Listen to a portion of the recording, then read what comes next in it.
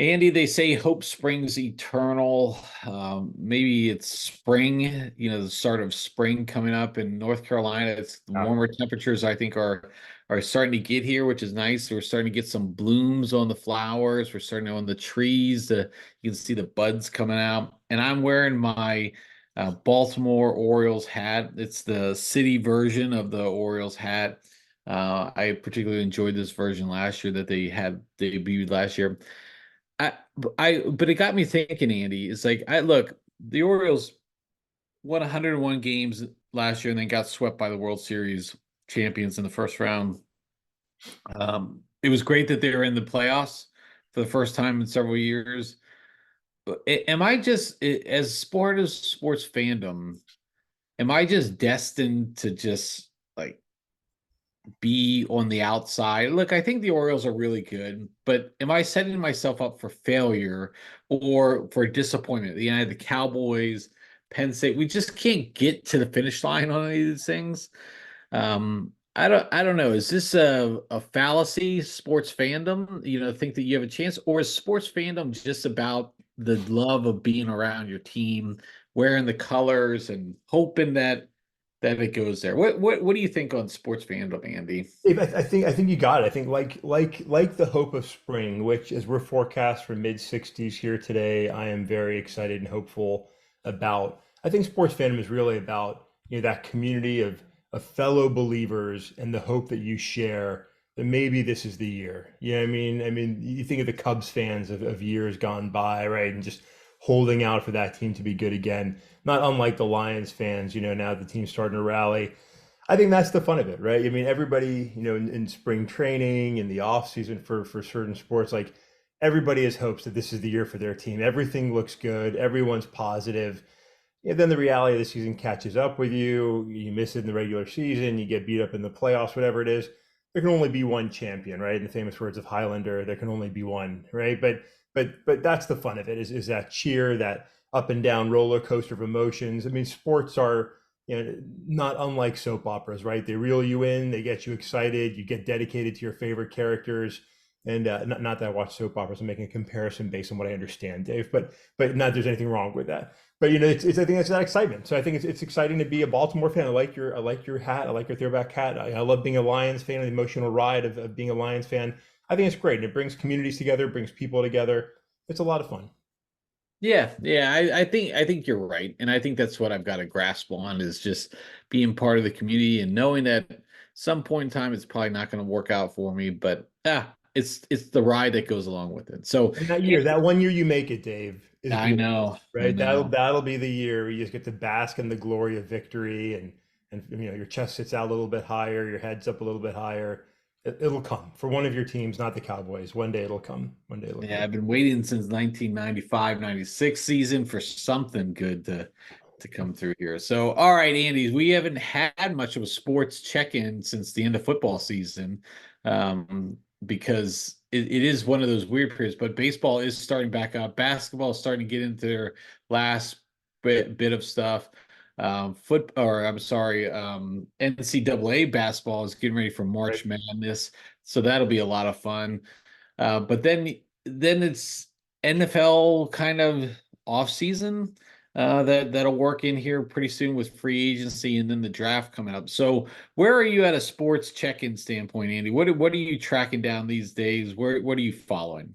Yeah. So I mean, I look forward to March Madness for sure. I mean, that's I don't pay attention to college basketball the entire season, but the tournament's always fun for everybody, I think, and so I look forward to that. But football's become a year-round sport, and in a sense, there's constant news, and I do stay pretty close and keep up with what's happening with some of the big names and the Lions, and it's fun to watch all that. So I've been watching, for the Lions. There's been a lot of folks, harping that the Lions should make a big move here and go after Mike Evans, who apparently was, sort of being told he had the opportunity to go elsewhere by the Bucks. Sounds like maybe now they're trying to sign him back on, but he's a big name player, 30 years old, high performing athlete, definitely a playmaker. And a lot of Lions fans and Lions sort of reporters have been saying, hey, Lions should go get this guy if they really want to make a run. That'd be exciting. But in other receiver news over the weekend, it was fun to see AJ Brown, star receiver of the Philadelphia Eagles, apparently his Twitter account, which he hasn't been using, got taken over by a fan who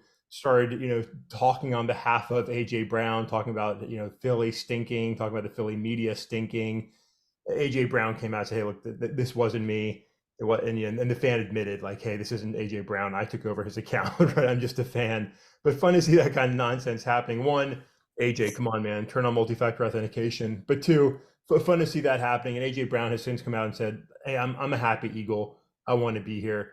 And I think that's probably true. I mean, where else does AJ Brown go? The Eagles are still a contender, and they're doing some exciting things. But fun to see that kind of stuff. So the talk is starting in the NFL. The draft is coming up in Detroit, in a short time here, and then from there it's again that hope springs eternal. Dave, every fan thinks that their team will be poised with some good draft picks and some good free agency trades to make that playoff run, and certainly Lions fans will be in the same boat. So it's that's kind of still got my attention right now. It's always football season for me.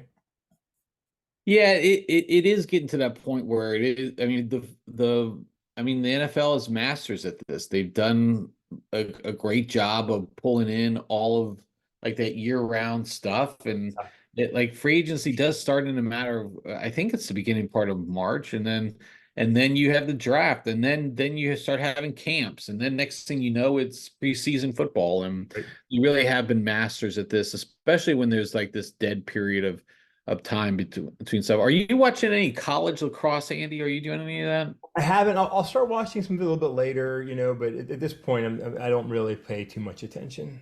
Yeah, I enjoy putting on like a Saturday or Sunday afternoon some of these college lacrosse games. There's a lot of big stuff going on.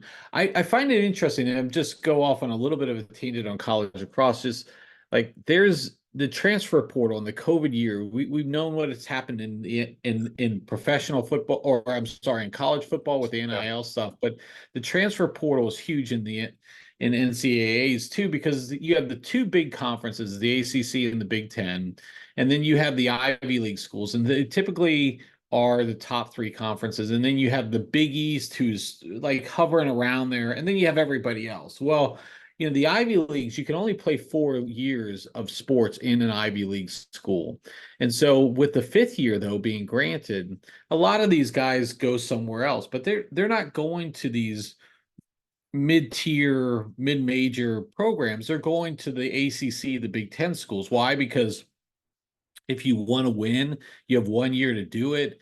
Why not go to Duke or UNC or Penn State or Notre Dame or whatever? You can go to those schools, and it's really, I think, caused somewhat of a detriment in some respects.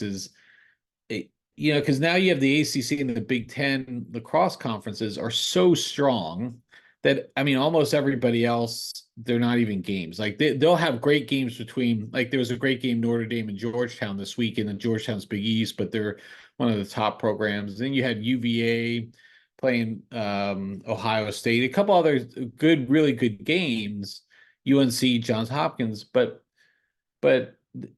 I mean, for when they play like somebody else, Duke played Jacksonville this week, and Jacksonville had beaten Duke 2 years in a row.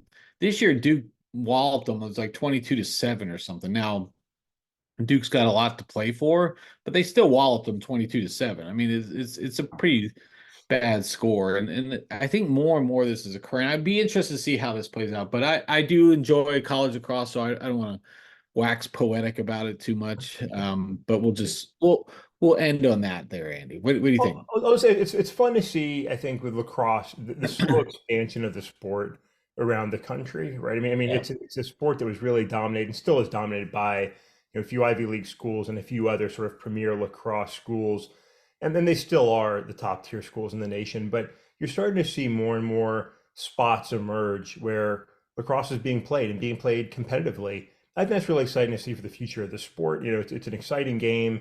You've got the PLL doing well. You've got greater recognition on television for the sport and people seeing it and checking it out. I think that's great. More sports, more athletics, more options for kids, and then more options for athletes as the sport expands to different schools and universities around the nation. I think that's great to see. So it's exciting, even if some of the stories are Princeton versus Albany or whoever it is, the same old names you've heard for years and years. Yeah, no, well, all fair points. And you're right, it is. I'll be interested. Maybe we'll have to do our sports check-in on when the PLL comes back at the end of when they usually start the end of May, early June. Yeah.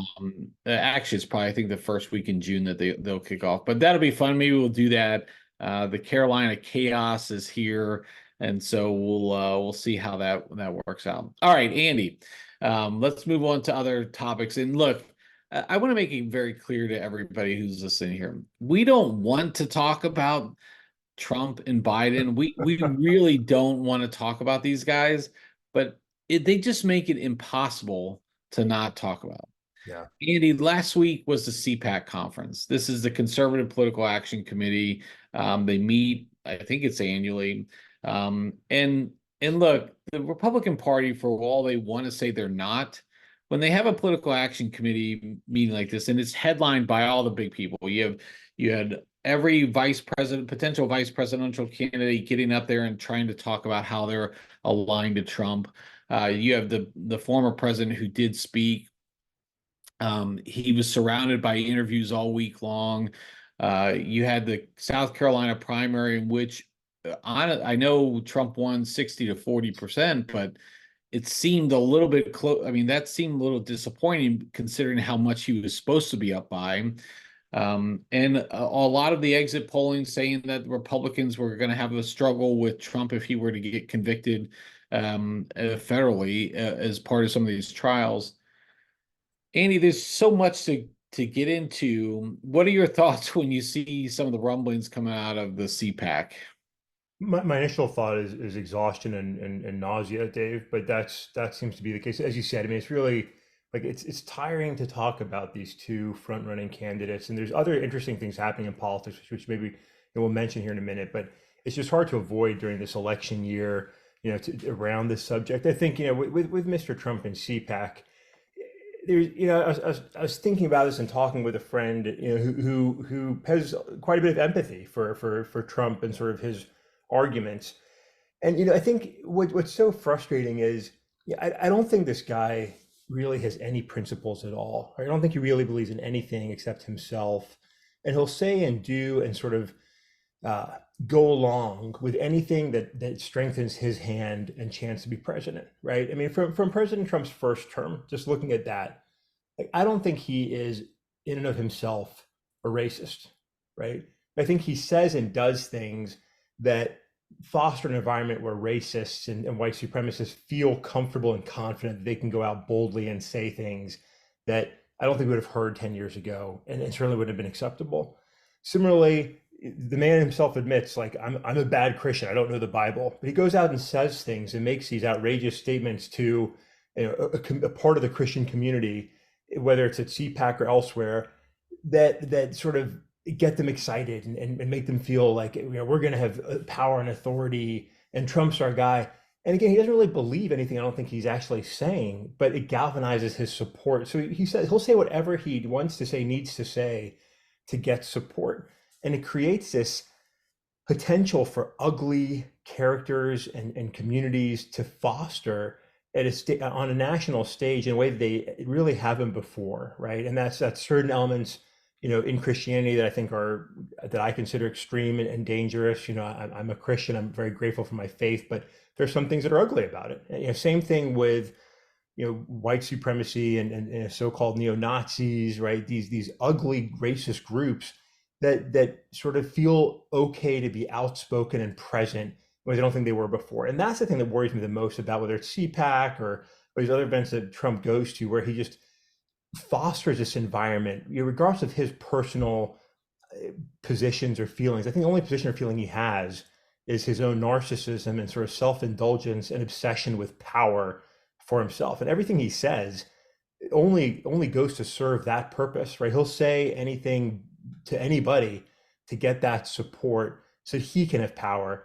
And the rest is just a show and nonsense and sort of what I consider mutual manipulation, right? He strokes the back of the certain Christian community or white supremacist community, and they use him back. And it's a sort of mutually ugly relationship that is just, to me, very off-putting. It's gross to see. CPAC had some crazy statements made at it about, doing away with democracy, about, taking power and establishing this kind of nation, that kind of nation. it's just not what America is about. Never really has been, and isn't what people have their hope in. It's sad to see. It's sad to see. Even though I can see and understand some of the frustration that fuels the support that he's getting, right? And that's a whole nother story. Yeah, I want to pull off of something you just said there about, the end of democracy. Like the CPAC, like for as much as the Republicans say they want to do this and do that, then they have something like CPAC where all the headliners are there, all the Republicans are there, and yet they're listening to some like alt-right conspiracy theorists who's vowed to finish what the rioters of January 6th started by overthrowing democracy Yeah. completely. I mean, I think this is Jack. I don't even know how to say his last name, Posobiec or Posiak or We'll whatever it go with is. that. We'll go with that. It doesn't really matter. But he just basically said, "Welcome to the end of democracy. We're here to overthrow it completely. We didn't get all the way there on January 6th, but we will endeavor to get rid of it and replace it with this right here. That's right, because all glory is not government, all glory to God. Again, not what the country is based on. We have religious freedom here. There's a lot of things that go through there. And again, this goes back to the Bible and talking about give all glory to Caesar, give to Caesar what is Caesar's, give to God what is God. Yeah. That doesn't talk about specifically the United States and how the United States was founded, and nor what you should be doing on the individual level, yet alone what the government should be doing. If a Islamic country was doing something like what was said here, you better believe a lot of people would be coming out against that right now. And yet Yeah. here we have people in our own country saying that. So that's one thing. Then you have, obviously CPAC, it says CPAC stands with Israel. If you go to their CPAC website, it says we stand with Israel, yet the Republicans can't seem to afford funding for Israel or other type of activities. I specifically mentioned what's going on in Ukraine right now, where they're at a critical shortage now of weapons and ammunition. Andy, like the United States on two previous instances, World War One and World War Two, took their sweet time to get involved in those conflicts, despite what was going on around the world. I don't disagree on some level of what was happening, but in both of those instances, even though we weren't physically involved in the war, we supported the Allied efforts before physically getting into the war. Here, we're now holding off those efforts because we don't feel like we should be supporting Ukraine. I'm not really sure what the argument is, other than that you're pro-Russian. Yeah. And I will just say that it's kind of discouraging, disheartening, and everything against what this country should be about. So a lot of thoughts there on what's happening through CPAC and through these other things. But again, we don't want to talk about these things, but when they're so prominent, it's hard not to, Andy.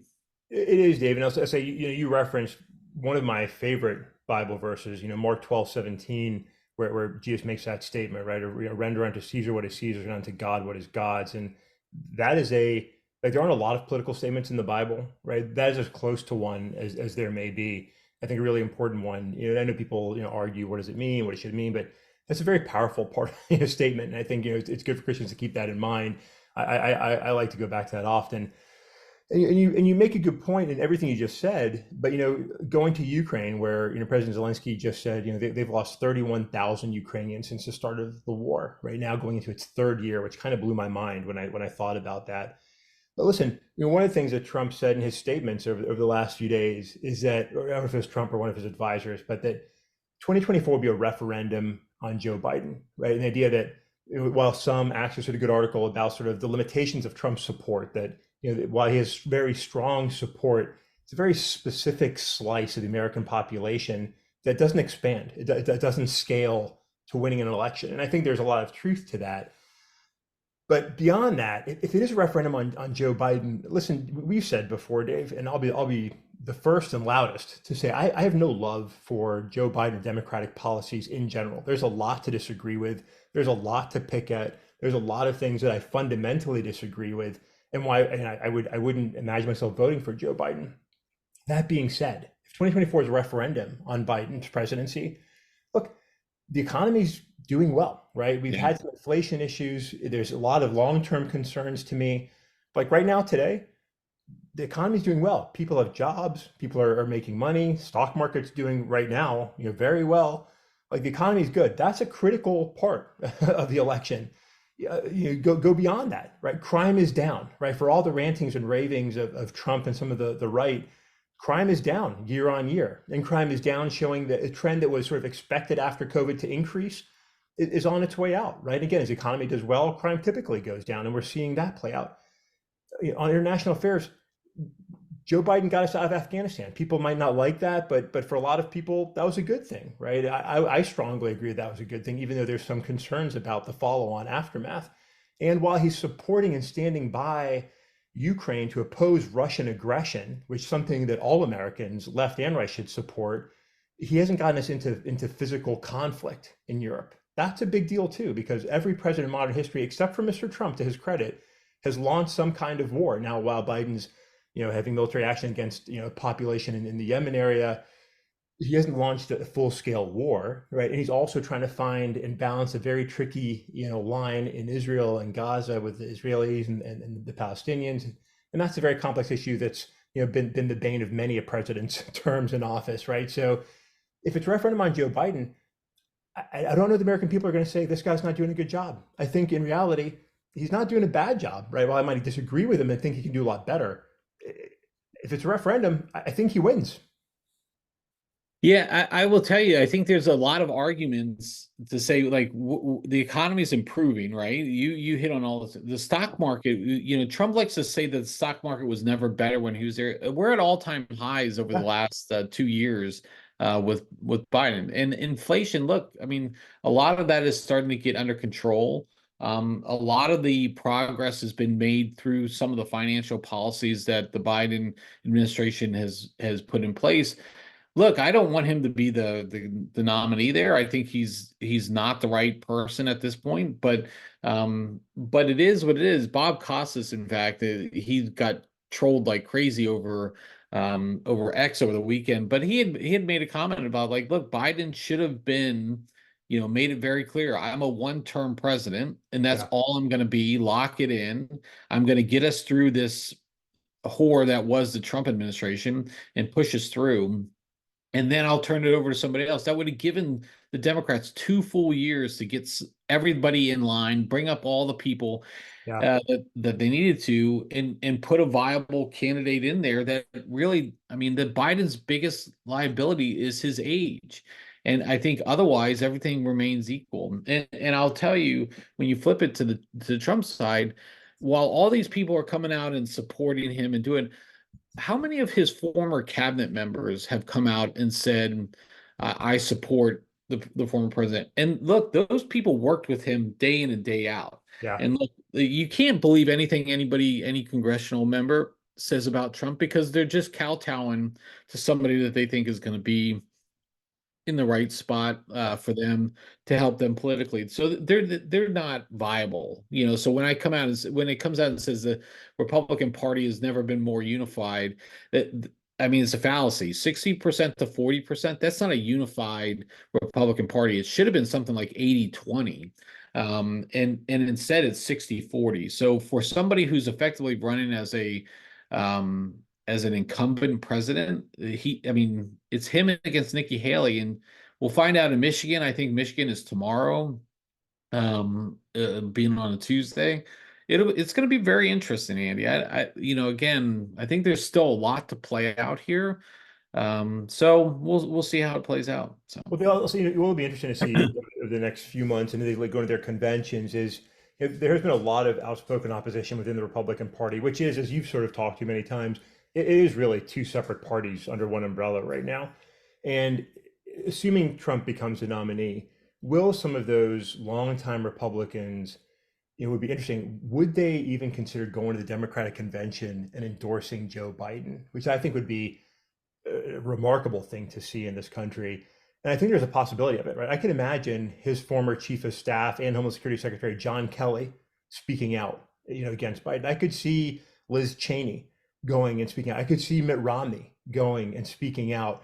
And I think that would make an impression on the American people to see a sort of array of Republicans who maybe they like or don't like, of different beliefs, but that have served with or during the time of the Trump presidency, if they actually went as far as going to the Democratic convention and endorsing Joe Biden, I think that would be, just as an observer, interesting to see play out. And I could see that happening because there is such strong dislike among some of those Republicans for Donald Trump.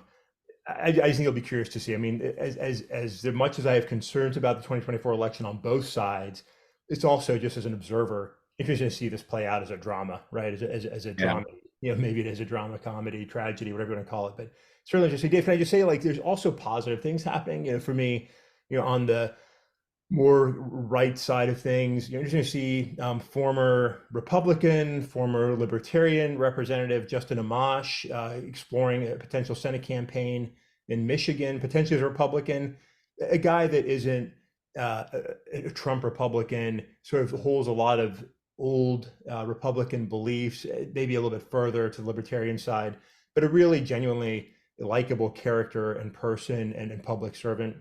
Similarly, on the left, in recent event with Politico, Colorado Governor Jared Polis, who is a Democrat, but a Western Democrat. And sort of that mountainous region is its own thing. And Jared Polis is a very interesting Democrat. And he wouldn't say that he was interested in running for the presidency, next time around. I think he said he was going to try out for the Colorado Rockies instead.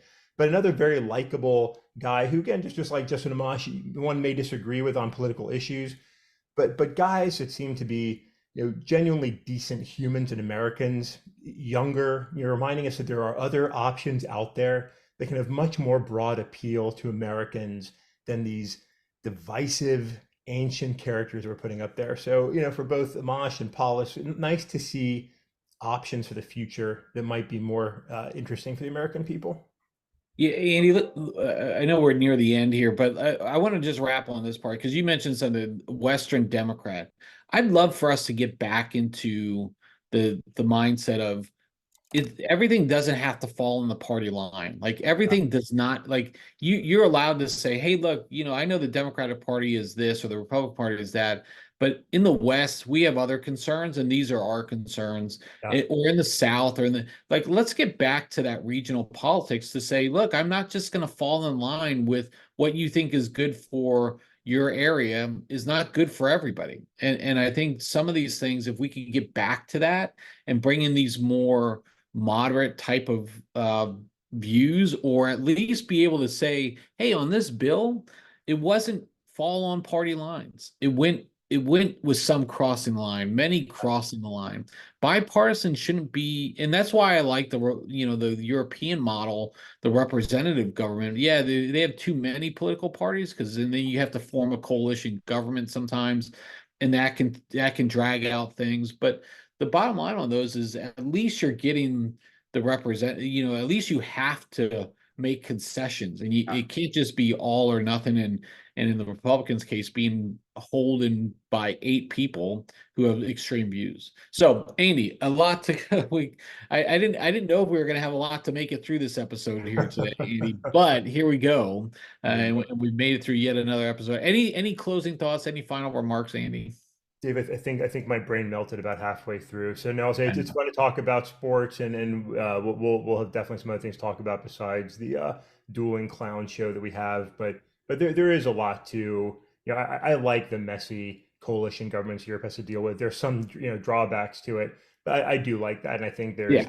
there's hope for that. So that's a topic for another day maybe. But for all the complaining and all the frustration of 2024, there's a lot to really be hopeful in. I think some of the folks you just mentioned are part of that. And just America, I think we can get into Governor Sununu's remarks, but he made the comment that assholes come and go, but America's here to stay. And Yeah. despite the current chaos, despite Mr. Putin's nasty designs, I really believe that America will endure. The hope of America will endure, not just for America, but for people around the world. I genuinely believe that. That's why I serve. That's why I still love my country. I think that's why you still love your country.